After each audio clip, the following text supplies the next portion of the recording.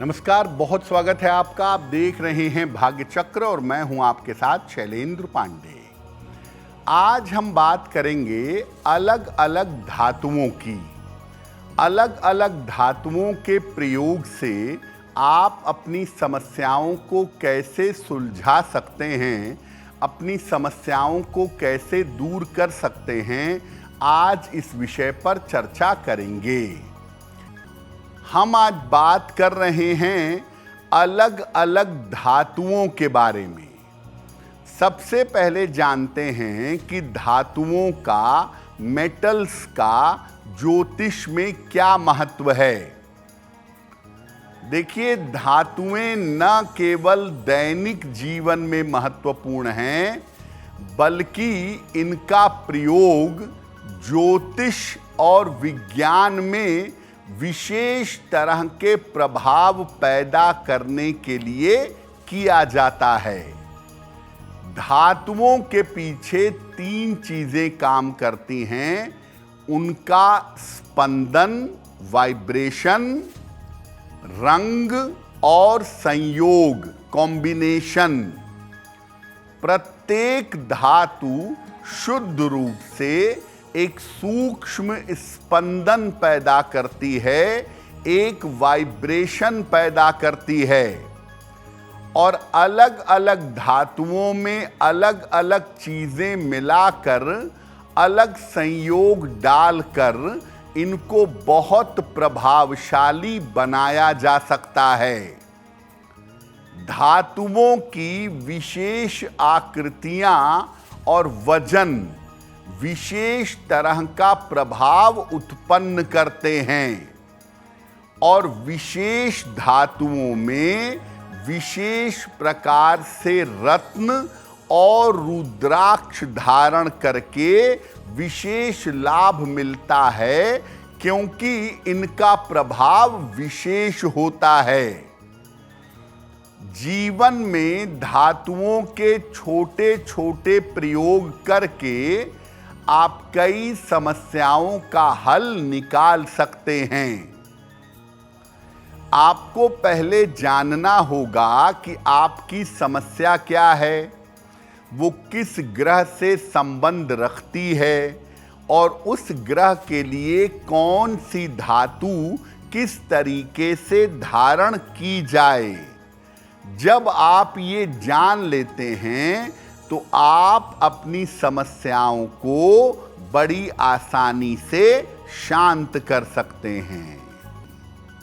अब आपको बताते हैं कि जब आप अलग अलग धातुओं का प्रयोग करते हैं तो अलग अलग धातुओं का प्रयोग करने के नियम क्या हैं। देखिए, आपके शरीर के तत्वों में किस तत्व के साथ किस धातु का तालमेल है, ये जाने बिना किसी भी धातु का प्रयोग ना करें। बेहतर होगा कि जो धातु आपके लिए सही है, जो धातु आपको पहनना है, उसका छल्ला दाहिने हाथ की तर्जनी उंगली में धारण करें। धारण करने के पहले धातु को कच्चे दूध, हल्दी और गंगा जल से धोकर शुद्ध कर लें। अगर आप तांबा धारण करने जा रहे हैं तो तांबा या तांबे का मिला हुआ छल्ला दूध के संपर्क में नहीं आएगा, केवल गंगा जल और हल्दी से धुलिएगा। लोहे को विशेष तरीके से, अलग तरीके से शुद्ध किया जाता है। इसको सरसों के तेल में डुबाकर शुद्ध करना चाहिए। धातु को शुद्ध करने के बाद अपने इष्ट देव को, भगवान को समर्पित करें। इसके पश्चात धातु को धारण करें और धारण करने के बाद कम से कम 24 घंटे तक सात्विकता बनाए रखें।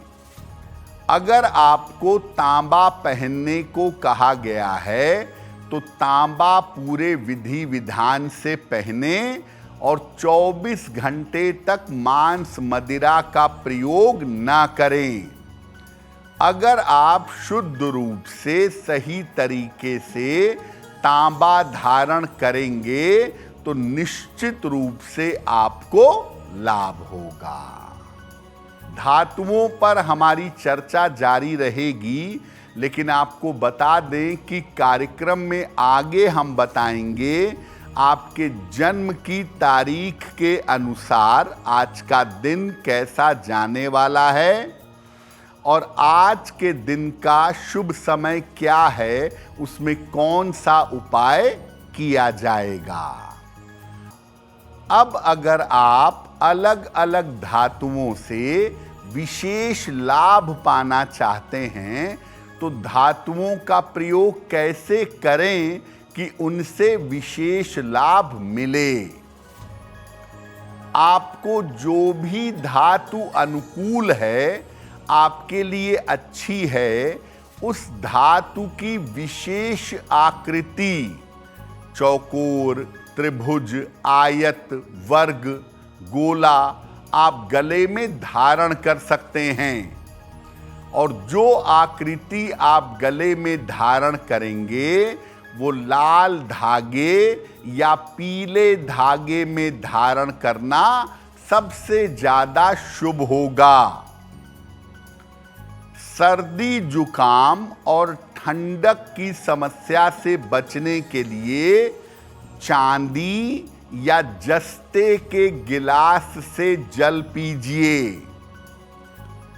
दुर्घटनाओं से बचने के लिए लोहे का एक छल्ला मिडिल फिंगर में मध्यमा अंगुली में धारण करिए।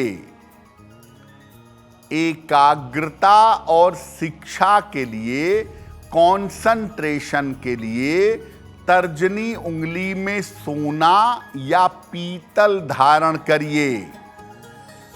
धन के लिए और लाभ के लिए 3 धातु का छल्ला बनवाइए, सोना, चांदी और तांबा, और इस छल्ले को अनामिका अंगुली में रिंग फिंगर में धारण करिए। अगर आपको हड्डियों की समस्या रहती है और आप बेहतर स्वास्थ्य चाहते हैं तो पैरों के अंगूठे में बिना जोड़ का चांदी का छल्ला धारण करिए।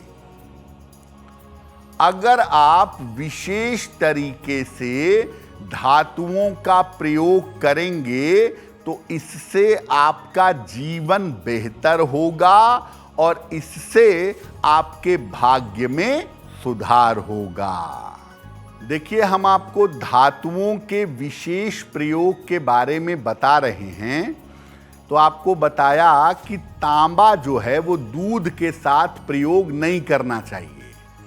उसी तरह से अगर आप दूध चांदी के पात्र से पिएं, चांदी के बर्तन से दूध का प्रयोग करें तो उसमें चंद्रमा की शक्तियां ज्यादा आएंगी और ऐसा दूध पीना आपके लिए ज्यादा लाभकारी होगा। उसी तरह से शहद अगर चांदी के पात्र में या सोने के पात्र में लेकर प्रयोग किया जाए तो शहद विशेष लाभकारी होगा। ऐसी स्थिति में शहद ग्रहण करने से लाभ होगा। सामान्य पानी जो आप अपने घर में पीते हैं, स्टील के गिलास के बजाय अगर कांच के गिलास से पानी पिएं तो उससे शुक्र और चंद्र दोनों को ताकत मिलेगी और जिन लोगों को मेंटली परेशानियां ज्यादा रहती हैं उनकी परेशानियां समाप्त हो जाएंगी। अब आपको बताया कि अलग अलग धातुओं की अलग अलग आकृतियां धारण करने से विशेष लाभ होता है। तो किस धातु की कौन सी आकृति धारण की जाए? सोना अगर चौकोर पहना जाए, स्क्वायर पहना जाए गले में तो ज्यादा उत्तम होगा। चांदी अगर गोल पहनी जाए तो ज्यादा शुभ होगा। तांबा त्रिभुज के आकार में पहना जाए तो बहुत अच्छा होगा। पीतल गोल और चौकोर दोनों पहना जा सकता है और कांसा गोल धारण करना शुभ रहेगा। ये धातुएं सोना, चांदी, तांबा, पीतल, कांसा ये गले में पहनना ज्यादा बेहतर होता है। अगर लोहे की बात करें तो लोहे का छल्ला अंगुलियों में पहनना ज्यादा अच्छा रहता है। अब वक्त हो गया है ऐसा क्यों जानने का। ऐसा क्यों में हम आपके मन और जीवन से जुड़ी हुई तमाम समस्याओं का सरल समाधान बताने का प्रयास करते हैं।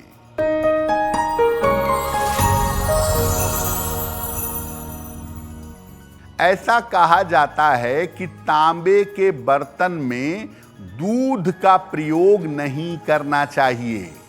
ऐसा क्यों? देखिए, तांबा जो है उसको कहते हैं कॉपर और दूध में पाया जाता है सल्फेट। जब आप तांबे के बर्तन में दूध रखते हैं तो ये बन जाता है कॉपर सल्फेट। कॉपर सल्फेट एक जहर है जिसको तूतिया कहा जाता है। अगर आप तांबे के पात्र से दूध का प्रयोग करेंगे तो स्किन एलर्जी, ल्यूकोडर्मा या पेट की भयंकर बीमारी आपको हो सकती है। इसीलिए कहा जाता है कि तांबे के बर्तन से दूध का प्रयोग नहीं करना चाहिए। अगर आप मुझसे जुड़ करके अपनी समस्याओं का समाधान चाहते हैं और चाहते हैं कि आपकी समस्याओं को ज्योतिष के माध्यम से सुलझाया जाए तो आप हमसे संपर्क कर सकते हैं, जुड़ सकते हैं एस्ट्रो तक पर।